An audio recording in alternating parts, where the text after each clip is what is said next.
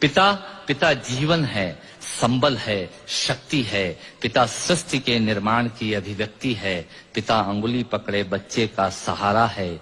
पिता कभी कुछ खट्टा कभी खारा है। पिता पिता पालन है, पोषण है, परिवार का अनुशासन है। पिता पिता धौंस से चलने वाला प्रेम का प्रशासन है। पिता पिता रोटी है, कपड़ा है, मकान है। पिता पिता छोटे से परिंदे का बड़ा आसमान है। पिता छोटे से परिंदे का बड़ा आसमान है। पिता पिता अप्रदर्शित अनंत प्यार है। पिता है तो बच्चों को इंतजार है। पिता से ही बच्चों के ढेर सारे सपने हैं। पिता है तो बाजार के सब खिलौने अपने हैं। पिता है तो बाजार के सब खिलौने अपने हैं। पिता से परिवार में प्रतिपल राग है।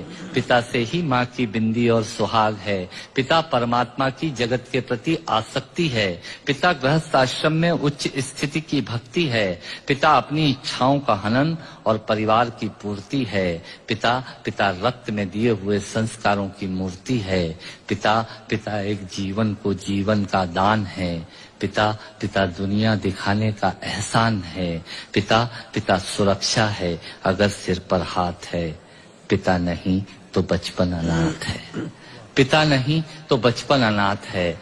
पिता नहीं तो बचपन अनाथ है। तो पिता से बड़ा तुम अपना नाम करो।